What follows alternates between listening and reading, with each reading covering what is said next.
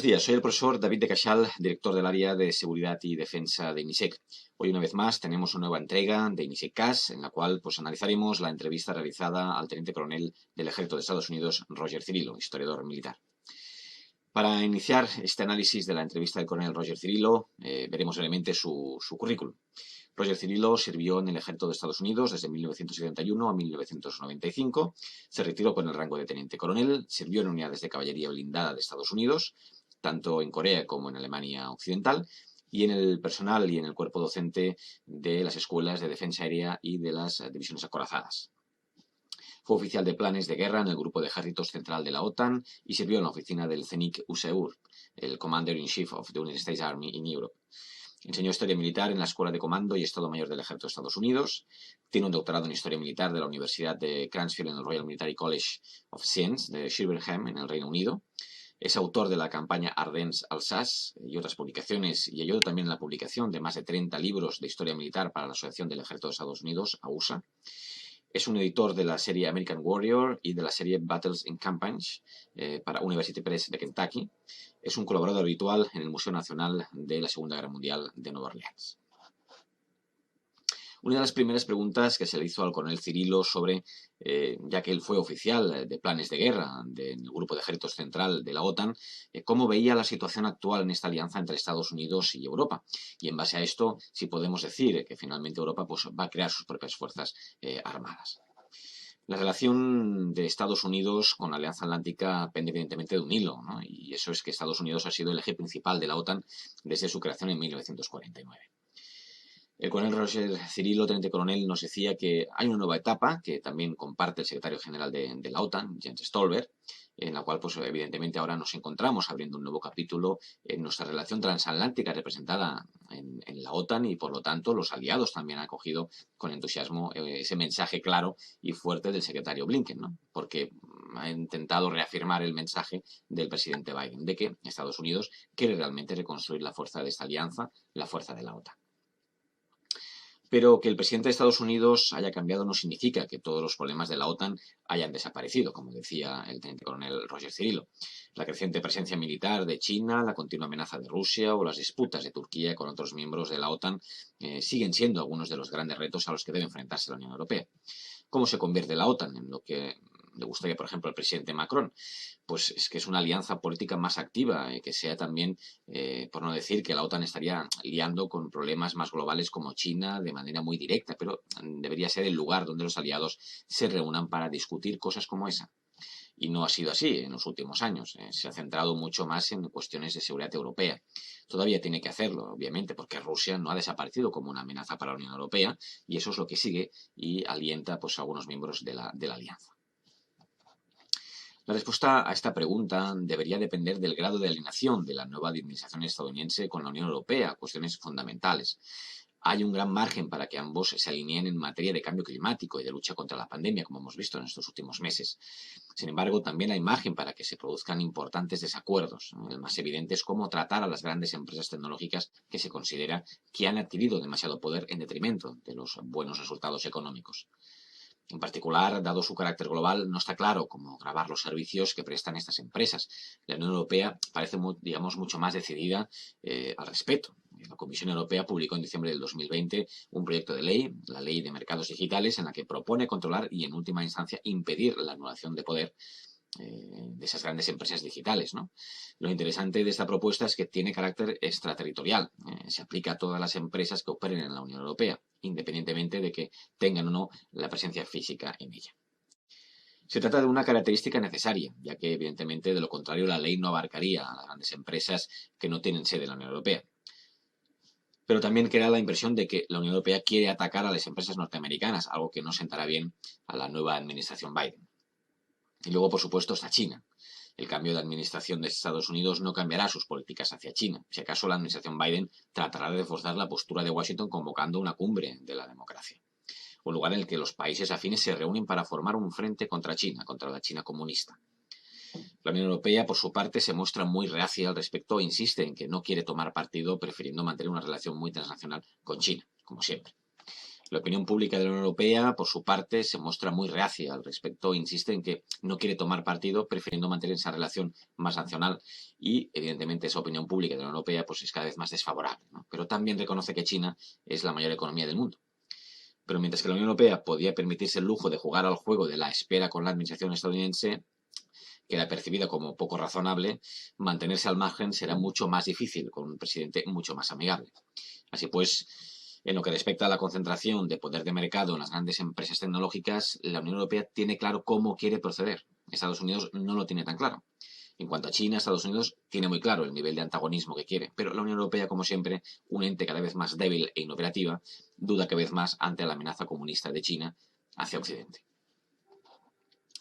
Pero aunque los intereses económicos, y tal como lo remarcaba el teniente coronel Roger Cirilo, no siempre estén alineados, hay mucho más en juego que la mera economía. Resulta difícil imaginar cómo la Unión Europea o Estados Unidos pueden obtener mejores resultados en las grandes cuestiones si persiguen sus intereses por separado.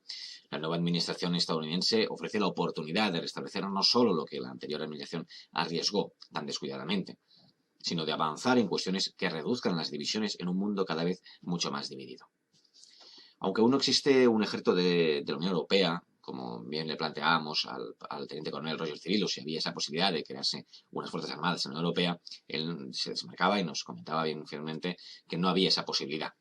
Y la defensa sigue siendo, evidentemente, una prerrogativa nacional exclusiva, ¿no? La Unión Europea, evidentemente, ha dado grandes pasos para impulsar la cooperación. Recordemos que desde 2016 ha habido un progreso significativo en el área de seguridad y defensa de la Unión Europea, con varias iniciativas concretas a escala comunitaria para impulsar la cooperación y reforzar sobre todo la capacidad de la Unión Europea para poder defenderse. Los europeos esperan que la Unión Europea garantice la seguridad y la paz. 3/4 partes, el 75%, están a favor de esa política común de defensa y seguridad de la Unión Europea. El apoyo más fuerte para una mayor participación de la Unión Europea en seguridad y defensa se registró en Chipre, un 92%, en Rumanía un 80% y España un 78%.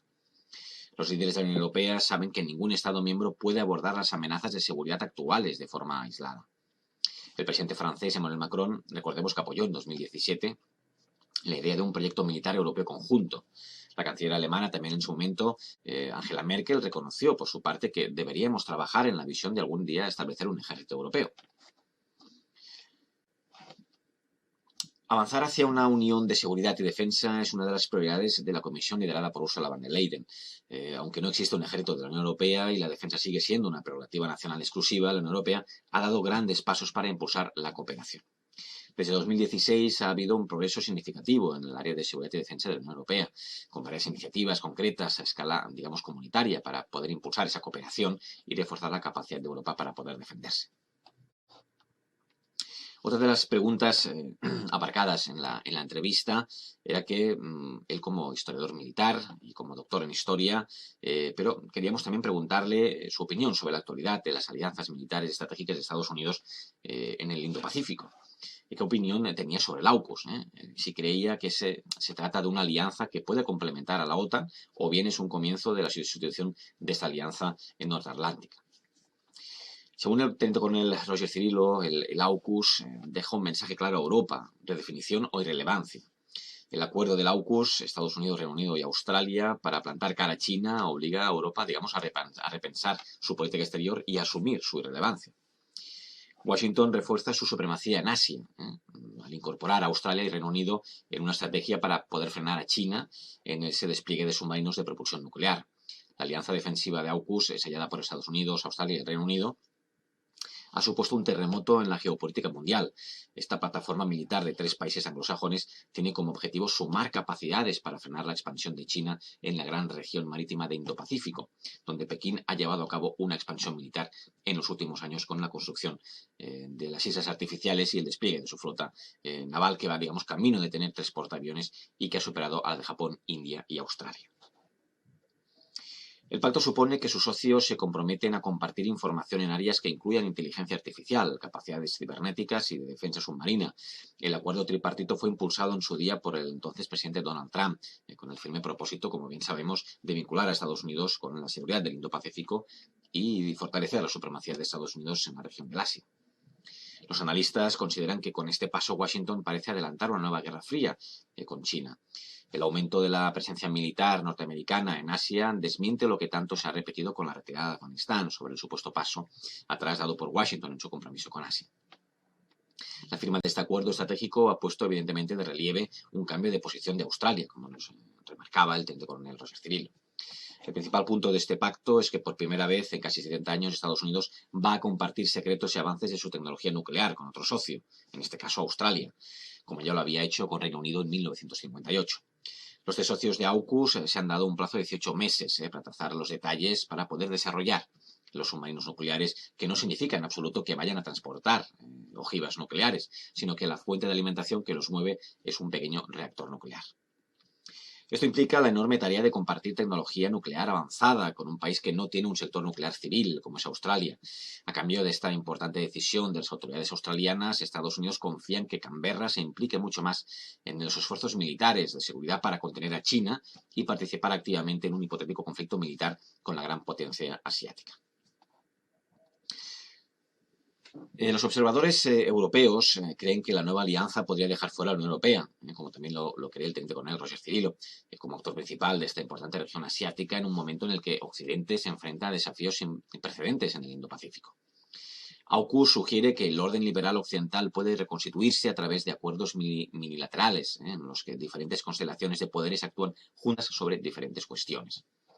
Un ejemplo de esta nueva estrategia sería el Quad, el grupo de países formado por Japón, Australia, India y Estados Unidos, con un marcado carácter militar, pese a las molestias que causan estos nuevos movimientos, Francia contra Australia y Reino Unido contra Estados Unidos, por la salida de Afganistán.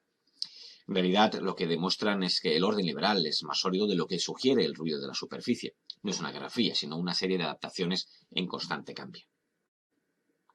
China de momento ha asegurado que esta alianza remite al intento de resucitar una nueva guerra fría, más sonora, que evidentemente pues, ha sido la reacción de Corea del Norte, que ha calificado esta medida como extremadamente indeseable y peligrosa, y ha avanzado que tomará contramedidas.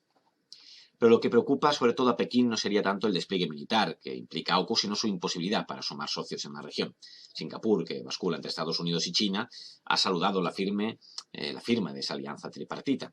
Es posible que pueda sumar aliados más pequeños a través de apoyo financiero, pero ningún Estado regional se siente cómodo con la actual política exterior asertiva de China. El teniente coronel Roger Cirillo nos constataba que también creía que la verdadera debilidad de AUKUS no es su potencial defensivo, sino la ausencia de medidas en el terreno económico. China es el gran socio comercial de la zona y sus vecinos son cada vez más dependientes de la economía china. La influencia comercial de Pekín aumentará tras haberse incorporado la pasada semana de forma oficial al Tratado Integral y Progresista de la Asociación Transpacífico. Otra de las preguntas que se le realizaron al teniente coronel Roger Cirillo fue si, ya que ha enseñado historia militar en la Escuela de Comando y Estado Mayor del Ejército de Estados Unidos, de todas las campañas bélicas que ha tenido Estados Unidos, ¿cuál creía él que han sido las donde los errores se han cometido y que seguimos sin aprender de la historia tras esas campañas en las que posiblemente haya participado Estados Unidos? ¿Qué conclusión errónea sacamos de todo ello? Él nos comentaba que de la derrota a la retirada, por ejemplo, en el caso de los errores que se cometieron en Vietnam, los Estados Unidos han repetido también esos mismos errores en Afganistán, ¿no? Y Estados Unidos sale de Afganistán tras 20 años y dejando en el poder a los mismos talibanes que fue a derrocar. Se repiten las dolorosas lecciones de Vietnam sobre lo complicado que es derrotar a un enemigo que juega en casa y con el tiempo a favor, y también fundar un Estado aliado en la medida estadounidense. También la mala conciencia de dejar atrás a millones de personas que creyeron sus promesas y ahora pueden pagar un alto precio por ello. La fulminante retirada de las tropas norteamericanas de Afganistán y la toma del poder al estilo Blitzkrieg, la guerra relámpago, por parte de los talibanes, pues remiten a las imágenes de Vietnam, cuando los soldados de Estados Unidos huyeron de Saigón trepando a los helicópteros tras una aplastante derrota militar y política. Sin embargo, hay muchas diferencias entre Vietnam y Afganistán. Los talibanes no son un movimiento de liberación como los vietnamitas y estuvieron muchas veces asociados a Washington en el marco de un intenso juego geopolítico y de negocios.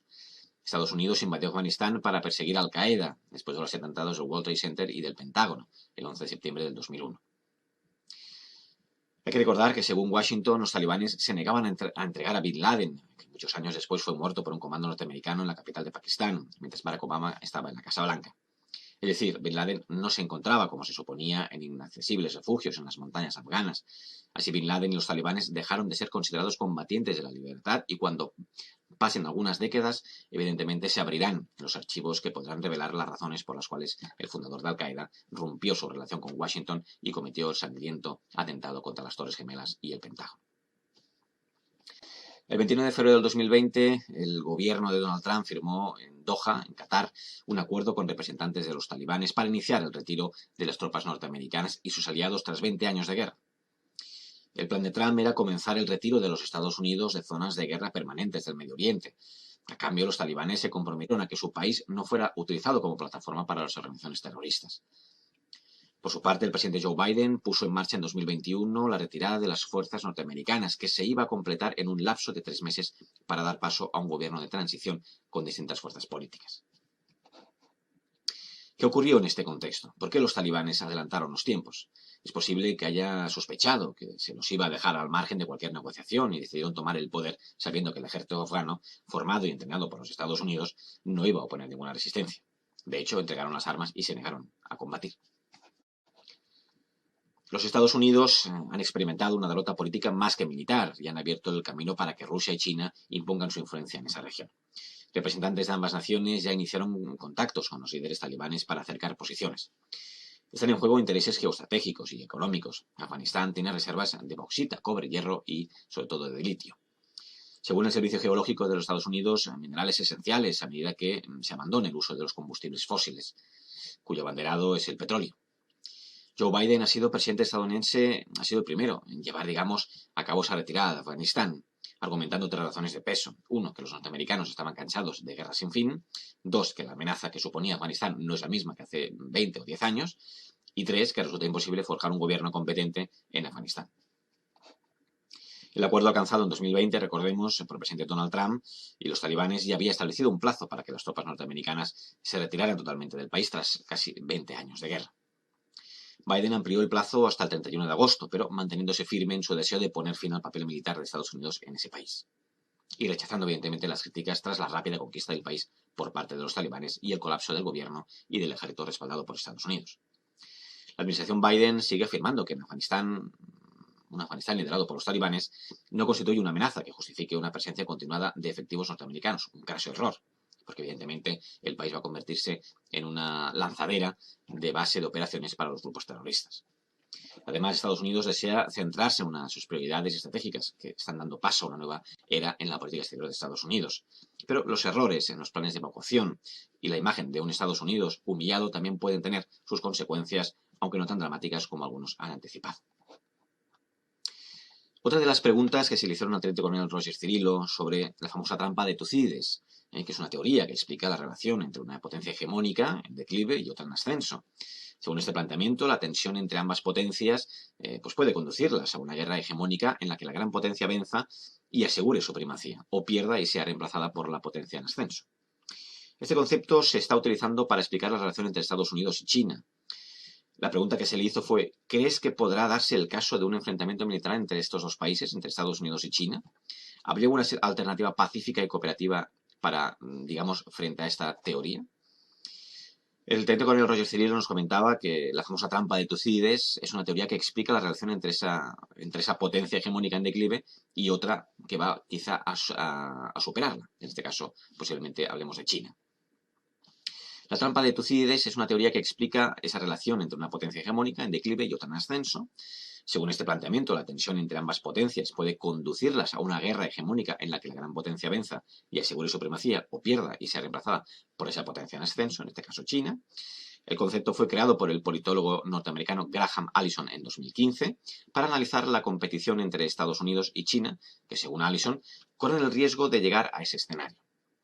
La teoría se inspiró en la historia de las guerras del Peloponeso de Tucídides, historiador griego del siglo V a.C., que en su libro Tucídides narra cómo Esparta, la ciudad-estado griega más poderosa del momento, vio amenazado su poder por el rápido ascenso de Atenas, que aspiraba a convertirse en la potencia hegemónica del momento. El temor a que el poder ateniense siguiera creciendo llevó a Esparta a declarar la guerra contra Atenas. Los atenienses perdieron la resultante guerra del Peloponeso del 431-404 a.C., poniendo fin a su ascenso. En el escenario actual, tal y como nos escribía el teniente coronel Roger Cirillo, parece similar. Con su crecimiento sin precedentes, China le está disputando la hegemonía a la potencia actual. Estados Unidos, en numerosos ámbitos, incluyendo el económico, el militar o el tecnológico, así como una nueva Atenas representada por China, desafía el poder en declive de la nueva Esparta. Estados Unidos, podríamos decir, no obstante, la trampa de Tucídides no siempre aboca a las potencias a la guerra abierta, y está por ver si China y Estados Unidos resolverán sus tensiones de esa forma. Para evitarlo, Estados Unidos debe hacer ver a China que no puede ganar una guerra contra los norteamericanos. De esta manera es posible que China y Estados Unidos disipen la tensión pacíficamente y consigan escapar de la trampa. Y la última de las preguntas que se le hicieron al teniente coronel Roger Cirillo era en relación a cómo él es el autor del libro de la campaña Ardenas-Alsacia y otras publicaciones que ayudaron a la historia militar para la Asociación del Ejército de Estados Unidos, de AUSA, qué aporte final puede darle a nuestra audiencia acerca de su libro y sobre la importancia que tuvo en la historia, evidentemente, la campaña de la batalla de las Ardenas, y si Alemania tuvo en aquel momento alguna oportunidad de poder ganar esa gran batalla final en el frente occidental contra las tropas aliadas. El libro del teniente coronel Roger Cirillo nos relata las últimas ofensivas desesperadas de Hitler en diciembre de 1944 en la región de las Ardenas de Bélgica y Luxemburgo, y en enero de 1945 en la región francesa de Alsacia. La victoria de las Ardenas, Alsacia, preparó, digamos, el escenario para el rápido ascenso de Alemania. Una serie de 40 folletos ilustrados que describen las campañas en las que participaron las tropas del ejército norteamericano durante la guerra.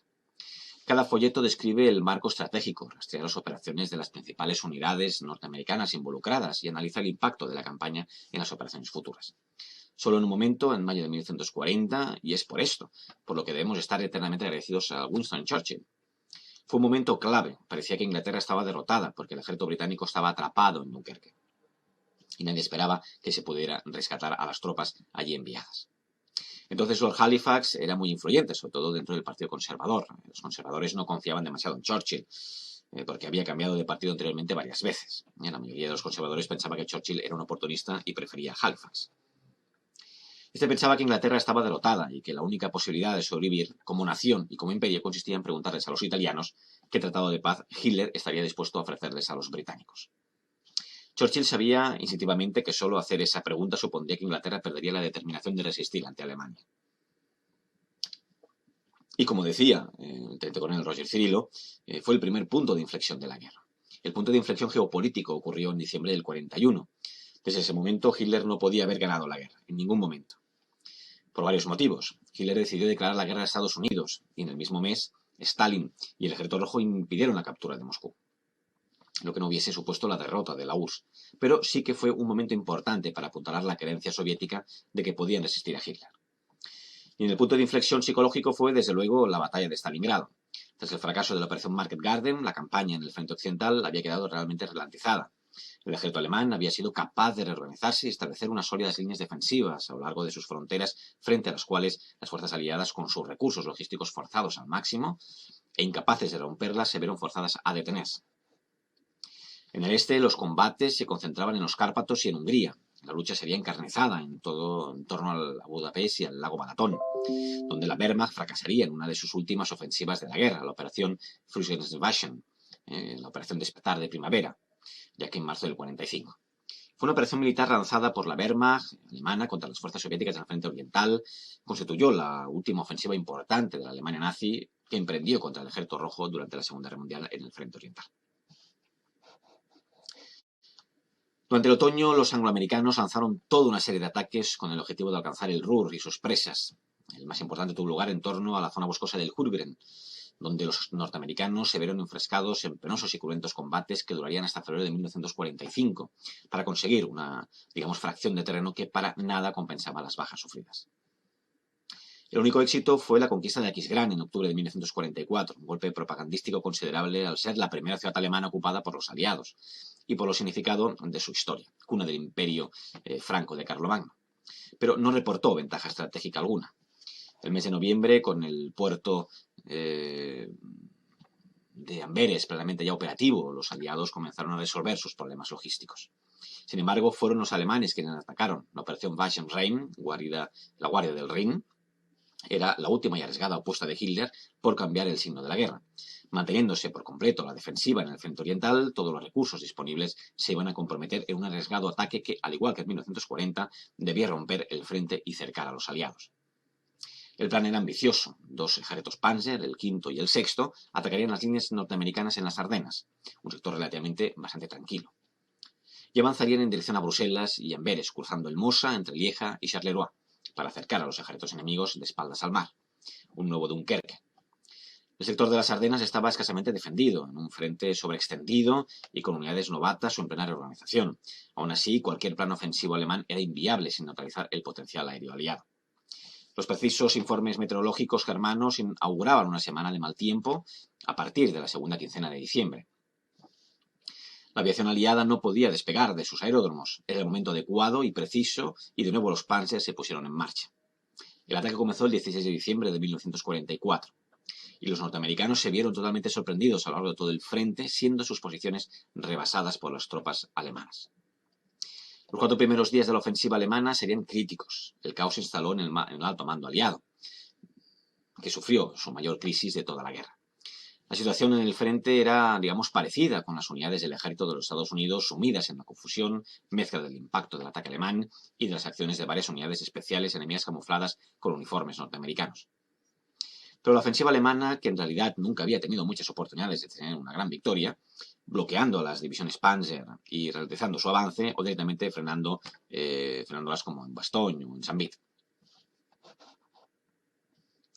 El tiempo despejó y la aviación aliada hizo su aparición. Las reservas de combustible germanas, siempre escasas, se estaban agotando. Diciembre del 44 no era, evidentemente, en mayo de 1940. La gran victoria de la Blitzkrieg, de la guerra relámpago de Hitler en 1940, no podía repetirse en 1944. Las fuerzas móviles de la Wehrmacht pronto se vieron atascadas entre la nieve y el barro de las angostosas carreteras de las Ardenas. Las divisiones Panzer no eran ya el temible puño acorazado que había lanzado Hitler contra las potencias occidentales en 1940. Estadounidenses y británicos contraatacaron y el 26 de diciembre los alemanes estaban ya completamente derrotados. Los combates aún durarían 2 semanas más, pero, contenida la marea alemana, los aliados ya podían pensar en la siguiente fase de la guerra, el cruce del Rin y la conquista de Alemania. Y con ello pondríamos punto y final a este nuevo Insekcast, esta nueva entrevista realizada con el teniente coronel Roger Cirillo del Ejército de Estados Unidos. Nos veremos en la próxima entrevista de Insekcast. Un saludo.